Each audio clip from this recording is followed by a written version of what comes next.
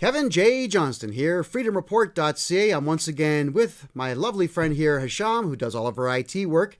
And we are going to discuss, again, from a Canadian Muslim's viewpoint, Donald Trump, Justin Trudeau, immigration, and all of the media hubbub to do with that.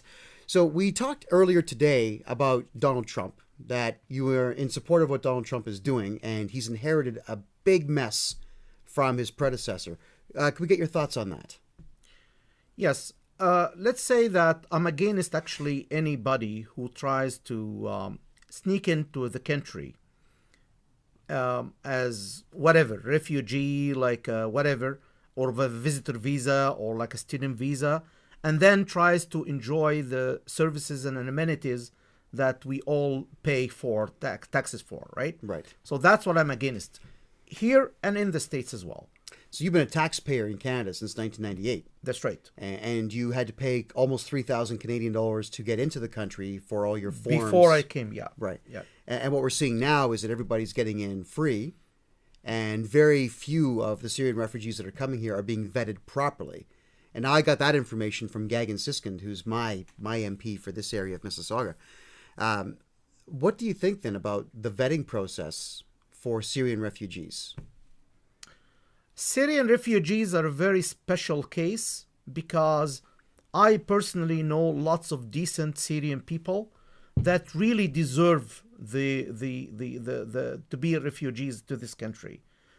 But at the same time, I believe that both Canadian and U.S. countries should be very careful to what kind of people they are letting into the country.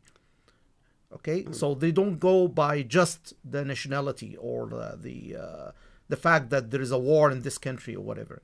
They have to be more careful. So we need to look for things like, what do they believe in? Are they looking for a different opportunity? What questions should we be asking anybody who claims to be a refugee before we give them status? I have no idea. I don't have so much experience in this regard. But what I think is those people should be experienced enough to understand what kind of person they are bringing into the country. You're someone that lived in the Middle East for quite a number of years. I'm not. I've never left North America. So what is your perspective on the Syrian war, and how many people you think are really refugees that really want to get away from that, and how many do you think are folks that just want to go and cause trouble? I don't have any statistics in my mind, but I know personally some people that they really deserve to be out of this country and they could not. And those are the people that deserve really the amnesty, if you want to say it. Yes. Yeah. So when we're watching everything that's happening in Europe right now, where you've got 10,000 young men between 18 and 25, beautiful clothing, cell phones, sunglasses, and they're just walking into countries' borders. And the news is watching this happen live. In fact, people have video cameras on Facebook where they're just broadcasting live people who claim to be refugees just walking over the border. Should we stop that? Definitely, yes. Definitely, yes. There should be more stricter, I would say, monitor or training to those people that would be allowed as refugees to the country. And I think there was. I'm not sure what's going on now, but I think there was. I think I knew that a refugee case would take up to 2 years to be accepted or not. Okay. So 2 years would be a good vetting time. But the 5 minutes it takes these guys to walk across the border is not a good vetting time. No way. So should we stop that? Definitely. And should we stop it with force if we need to? Definitely. Do you see Europe crashing hard because we have so many refugees just pouring in? Do you see it economically being able to handle putting that many people on social assistance? I agree that that's a big burden on the economy.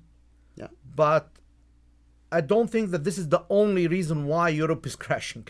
Oh, no. The European Union was a bad idea from day one. That's right. That's what I'm saying. So, but definitely it's a burden on the economy, as I said. Yes.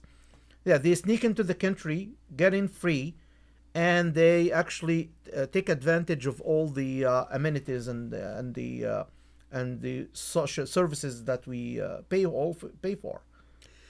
When our radical left-wing media tells us it's a good thing for Europe to have 1 million people pour in, what would you say to them? Definitely not. Definitely not. So we should convince the media to stop saying that. Definitely. Definitely.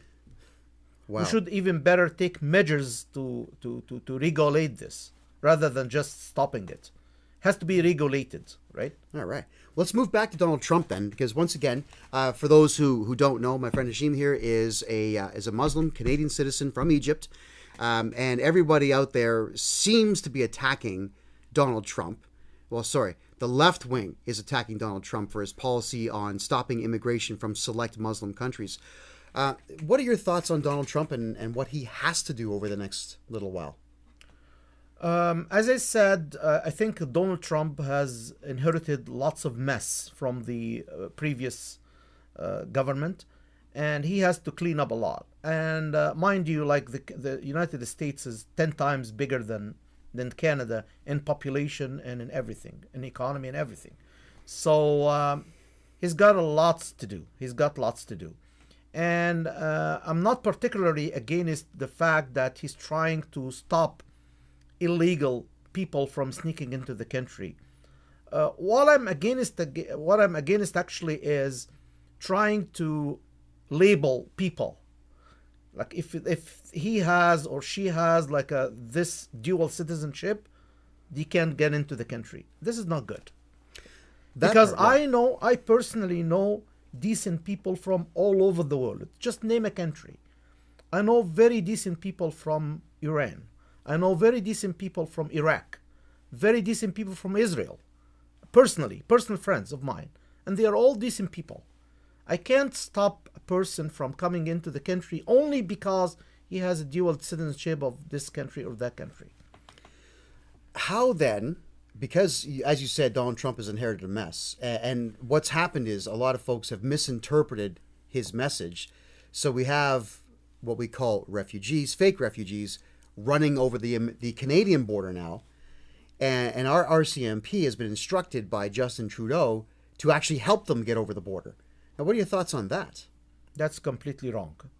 I can't leave the borders open like that, wide open like that, and at the same time, I cannot just control things by labeling things, because don't forget something that like there are second generation terrorists that have been born in Europe, in the States, and in Canada, and everywhere in the world. How would you identify them? Well, you don't, unless you're really paying attention and you're really looking for it. This is the problem. Yes. So you can't really label people by what kind of dual citizenship do they carry, right? That's a problem. That's a big problem. Or by names or anything else. No, that part I understand.